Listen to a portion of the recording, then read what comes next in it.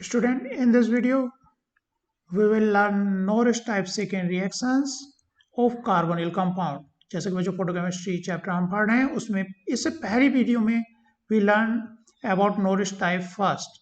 तो इस वीडियो में हम पढ़ने जा रहे हैं बच्चों Norris type second reaction. Let's start. तो बच्चों नॉरिस टाइप सेकेंड रिएक्शन क्या होती है?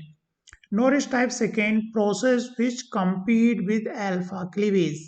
नॉरिस टाइप सेकेंड पहली बात तो नॉरिस टाइप फर्स्ट के साथ compete करती है कि कौन सी वाली होगी, फर्स्ट होगी या फिर सेकेंड होगी, किस अमाउंट में हो रही है, तो उसके साथ कंपटीशन रहता है उनका।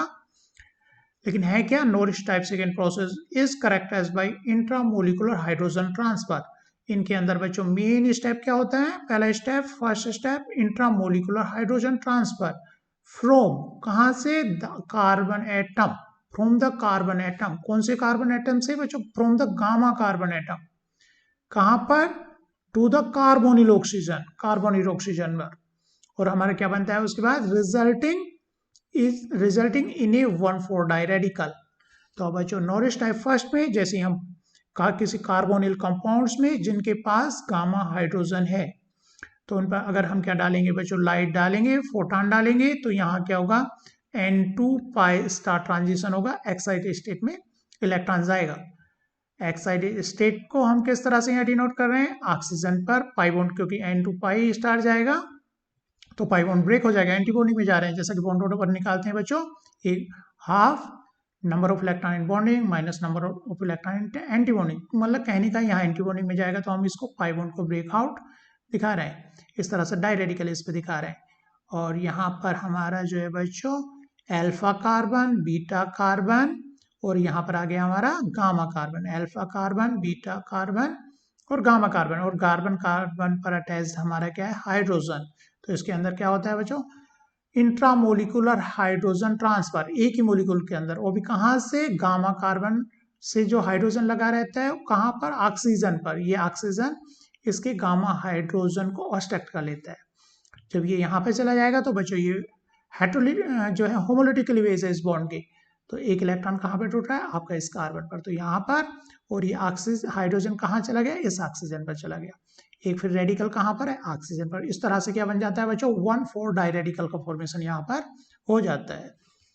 तो बच्चों क्योंकि डायरेडिकल है, ये स्टेबल स्पीसीज तो है नहीं, तो क्या होना चाहेगी? ये it want to get stabilize, ये स्टेबलाइज होना चाहेगी। और देखते हैं किस तरह से नेक्स्ट स्लाइड में।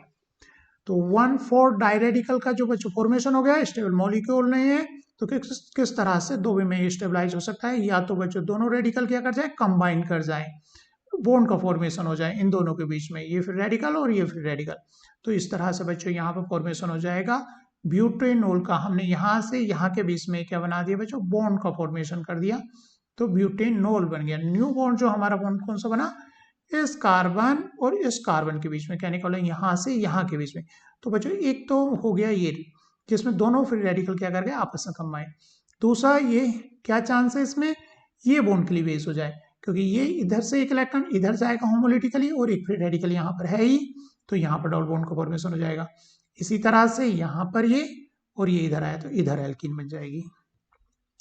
तो इस तरह से यहाँ पर बच्चों ये बन गया डबल बॉन्ड, एक इलेक्ट्रॉन इधर से और एक इलेक्ट्रॉन इधर से आया, तो यहाँ पर बच गया, बन गया OH एल्कोहल, इनोल हो गया ये, और इधर से ये टूट करके निकल गए बच्चों alkene, Cr2 double bond CH2, और ये इनोल फॉर्म फर्दर कन्वर्ट हो जाती है बच्चों कीटो फॉर्म पे। तो इनोल फॉर्म हमारी कन्वर्ट हो गई बच्चों कीटो फॉर्म में। तो इस तरह से डायरेडिकल यहाँ पर स्टेबलाइज हो जाता है। तो हमने बच्चों इसमें कहा क्या कहा? नॉरिस टाइप सेकेंड में से नॉरिस टाइप सेकेंड में हम कह रहे हैं पहले गामा हाइड्रोजन ऑब्स्ट्रक्शन है तो ऑक्सीजन फ्री ऑब्स्ट्रक्शन होता है, तो यहाँ पर डायरेडिकल, और डायरेडिकल बच्चों स्टेबलाइज हो रहा है दो तरह से। एक तो बन रहा है यहाँ पे ब्यूटेनॉल का फॉर्मेशन हो रहा है, और सेकेंड एल्कीन ब्रेकआउट होकर के, मतलब अल्फा बीटा बॉन्ड इस तरह से ब्रेक होता है, ताकि इधर डबल बॉन्ड बन रहा है और इधर डबल बॉन्ड बन रहा है। तो बच्चों यहाँ पर थ्योरी में ये चीज देखी हुई है, द 1,4 डायरेडिकल फॉर्मेशन हो गया गामा हाइड्रोजन के फर्स्ट स्टेप के ऑब्स्ट्रक्शन के बाद। कैन अंडर को किया जा सकता है बच्चों? Fragmentation of alpha beta carbon carbon bond, या तो अल्फा बीटा का फ्रेगमेंटेशन हो सकता है, और वहां पर बच्चों एल्कीन और इनोल का फॉर्मेशन हो सकता है, जो कि कीटो फॉर्म में फर्दर कन्वर्ट हो जाता है इस तरह से इनोल और कीटो फॉर्म में। ये इनोल फॉर्म है, ये कीटो, टोटोमेरिज्म हो गई वहां पर। या फिर सेकेंड क्या हो सकता है बच्चों, इंट्रामोलिक्यूलर रेडिकल रिकम्बिनेशन हो सकता है, जिससे क्या बनता है हमारा साइक्लोब्यूटेनॉल का फॉर्मेशन यहाँ पर होता है। The facility of gamma hydrogen transfer will depend on the conformational mobility। तो गामा हाइड्रोजन का जो ट्रांसफर है बच्चों वो डिपेंड करता है कन्फॉर्मेशनल मोबिलिटी पर, कि इंपॉर्टेंट है। अगर उसके नजदीकी गामा हाइड्रोजन नहीं आएगा तो गामा हाइड्रोजन का ऑब्स्ट्रक्शन तब पॉसिबल नहीं है। तो वो हमारा डिपेंड कर रहा है conformational mobility of the substance पर and the life time of the carbonyl in excited state. ठीक है बच्चों, थैंक यू।